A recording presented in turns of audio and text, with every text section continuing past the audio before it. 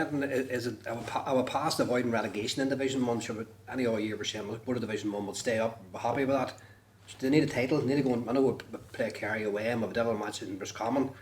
Has it got to the stage where you're saying, like, let's go and try to win the league here, let's dominate this? Well, I think that, as Tommy said, like, Armagh do play on the front foot now, like, and they're taking games on at face value. Like, they went to Croke Park last year and gave an exhibition of forward play against Dublin at the start of the National League, and you know, if they start off on a similar footing like that, and like they did against Tyrone as well, you know, then obviously relegation's out of the question. Like, but the key thing in any campaign is you have to get a good start and build a bit of momentum, and like in the National League, you know, with a limited number of games, it doesn't take very many games to get to the top or very many games to get to the bottom. So it's every game's of vital importance. There's not that much difference in league and championship in that sense. Like, every game's there, it has to be won. They're developing a very, very well-oiled team. They have I suppose a fairly established 15 or 16 players.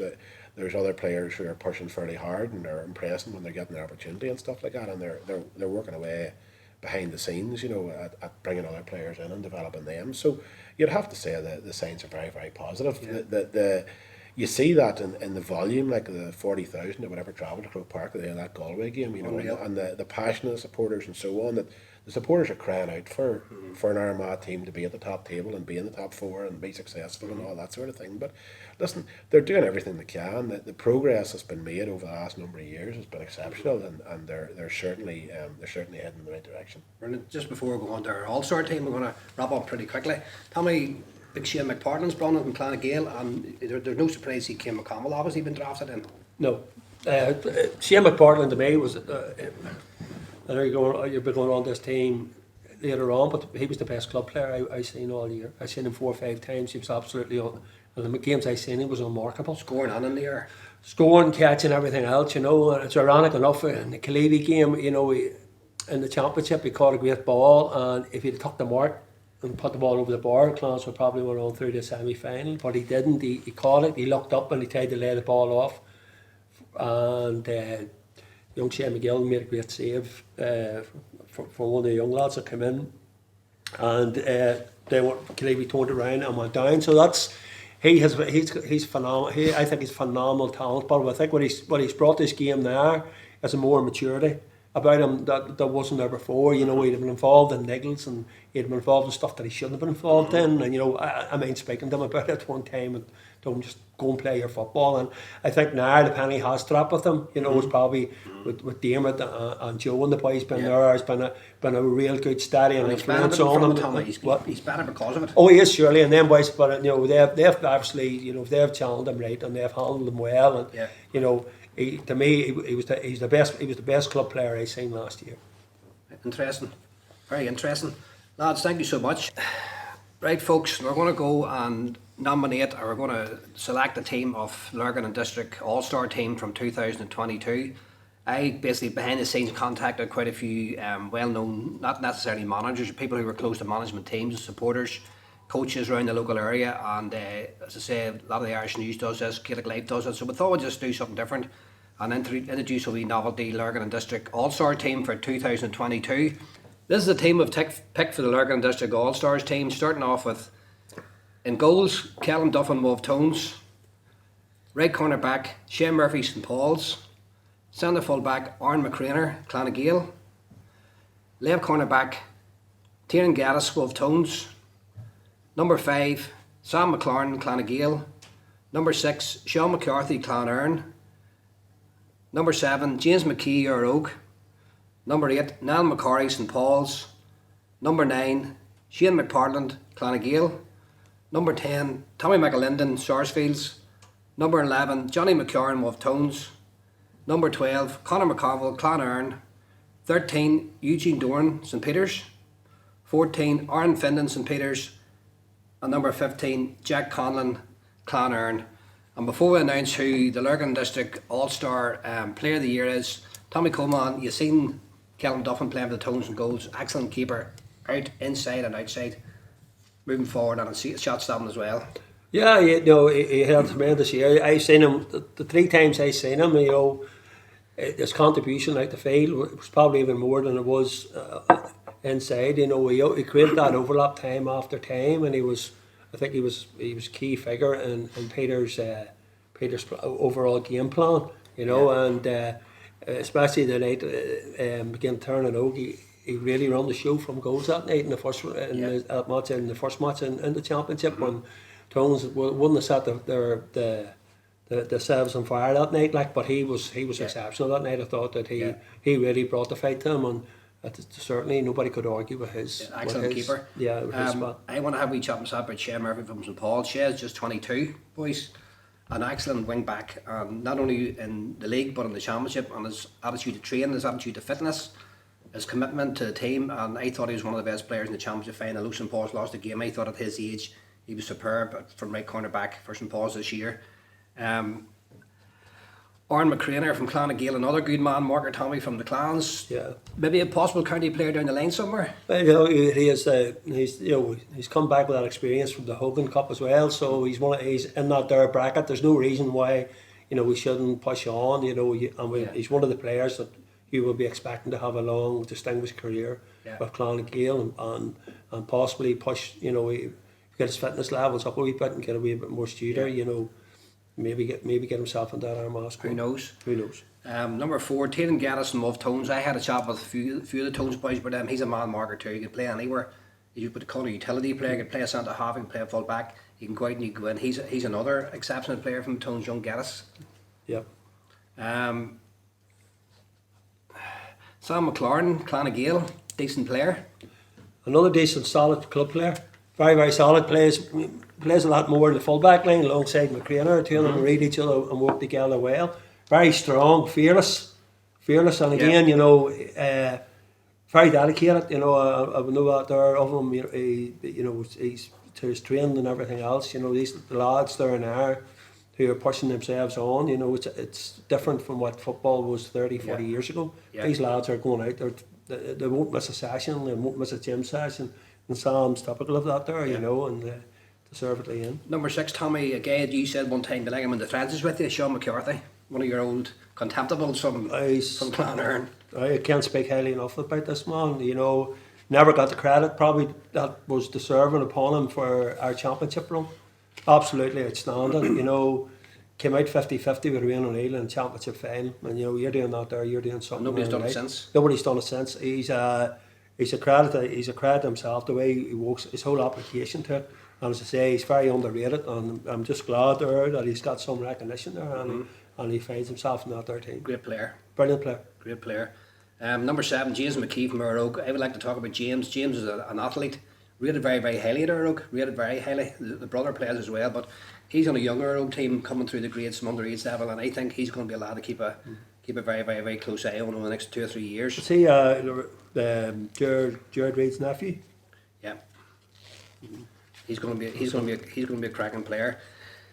Another player who's arguably was the man of the match in the county final this year. I'm not sure you got the man of the match or not, but Niall McCarthy from St Paul's. Tommy, you know a bit about him. Good midfielder, good catcher of the ball, can fetch, can score. Has the whole package basically. It's brilliant and tough. He was man of the match. He didn't get it, but he was man of the match in the final. You're saying that anyway. You know, him and his contemporary beside him, Shea McPartland, the two of them was.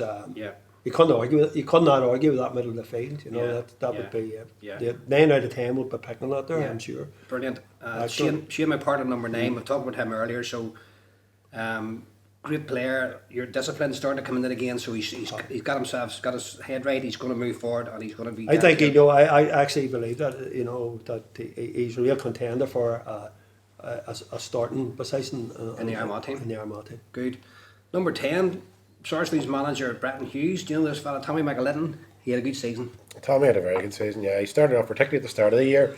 You know, he started off like he was basically unplayable. The first game against Silverbridge, he scored 2-4 from play, and he pushed on. He continued that momentum the whole way basically through the season, and you know, he was deservedly Sarsfields Player of the Year. Like he led the attack from number 11, and he led it with great purpose and great style. And you'd have to say in a first class season. You know, there's other players good there too, Brett. But was he consistent throughout the whole campaign? Well, there was an element of consistency with a lot of the players. You know, there's some like in the defence, lads like James McAlinden and Niall Kieran, people like that. They're consistent throughout the year, and then they provide the team, they're driving the team out from the back, and then that Eamon McGowan, obviously very important in the middle of the field, and Fintan Kelly came in this year from Roscommon, and he's only bedding in now. I'd expect there'll be more out of Fintan in his second year now that everybody knows him and sort of what makes him tick and that type of thing.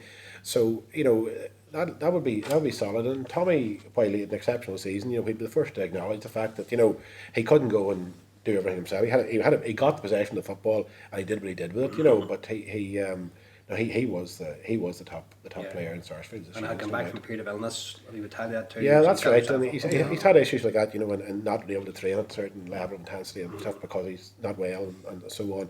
But he seems to, thankfully at the moment anyway, he has put that behind him, and he's pushing on. And he won an All-Ireland men medal. He did, yes, absolutely. Yeah. We forgot about that. There's a man that Tommy thinks a lot of, Johnie McCarron, Wolfe Tones. Johnny's great. Johnny's been a tremendous player for the Wolfe Tones over the years. It's great to see him getting in there again to get a wee bit of recognition. And obviously this year I watched him, and he's driving forward more and more purpose. I think Peter's got them there now. Where Are you getting better by age, Tommy? I don't know if he's getting better by age or that he's fancy found out that the goalposts are ahead of him and not to the sides of the field. So I think he'll have a laugh at that when he sees that. But I think that Peter has actually brought that probably into the Tones game more, where they're going forward with more purpose now, and Johnny's driving forward, and he's such a better player when he's doing that there, and it's great to see him there. And and there's still a few years left in Johnie there. Like, his fitness levels is phenomenal, so brilliant. There's no reason why he can't go on. Here's another player, number 12, your player of the year in 2021, Conor McConville. Elegant, classy player. Brilliant player. I actually thought he might have been called in at some stage there to have a looked at, within the Armagh setup, but he didn't get called in again this year. But the only thing I'd say, he was injured for a good part of the year, and especially the first half, and really didn't get going till the second half of the season again. But hopefully he gets a real good strong year under him this year, and who knows what he'll bring next year for him. Brilliant. This is a player I want to talk about personally from my point of view, because I played for the Whites himself underage. But young Eugene Doran, come in as St Michael's, great young player. Big Horn Finland got player of the year in St Peter's this year, but Eugene Doran was up there. Considering his age, he was every bit as good as anybody. You're competing with Alan McConville there, and you're playing along with Big Eireann, all boys that could bring you on.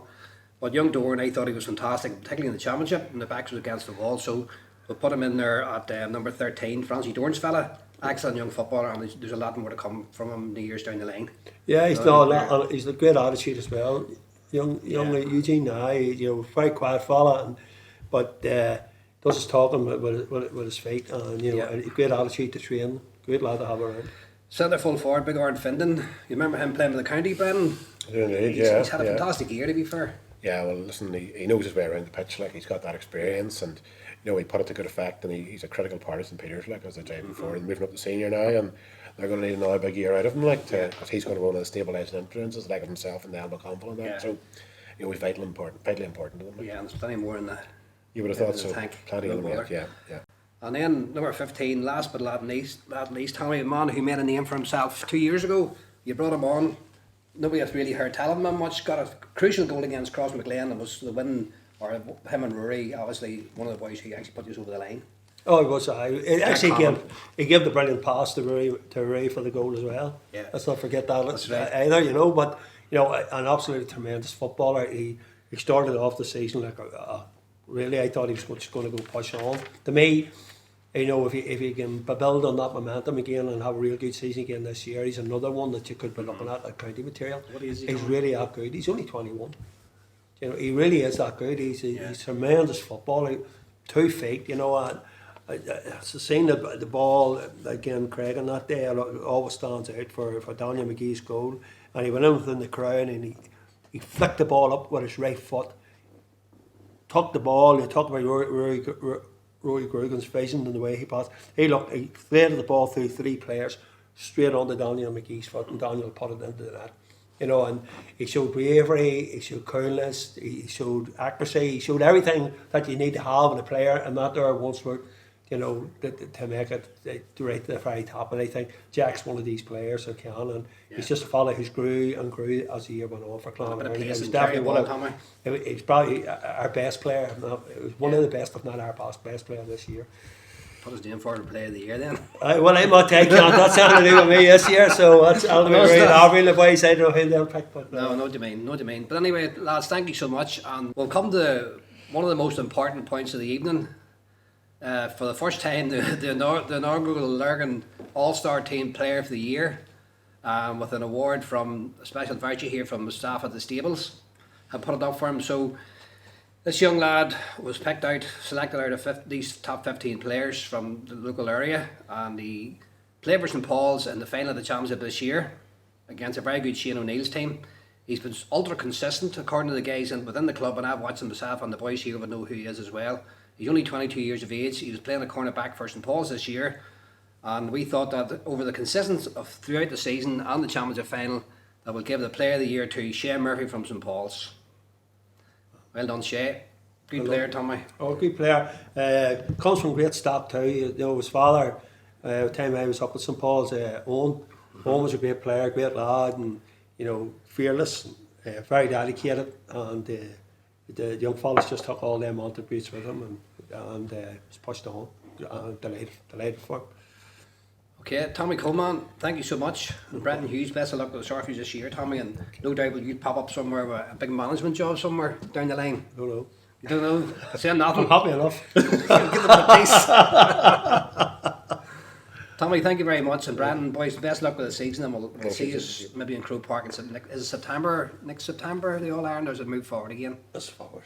It's Sorry, July. yeah, it's the end of July. Yeah. End of July, so we're back to the summer stuff again. Yeah. Any predictions? Gary? Dublin Cup are back up on the road. Well, Dublin's got a few new players back on board again, so I think that could be an addition. New players. Jack McCarthy and boys are back, so Yeah. I just wouldn't be writing Dublin off. Just yet. No. And our man's outsiders probably have a chance as well, I'm sure. Oh yeah, I fancy it for a run, you know. Yeah. Really do. Tommy and Bratton, thank you so much. Thanks to Donald McKeown behind the camera. Thanks for watching us in your Lurgan once again.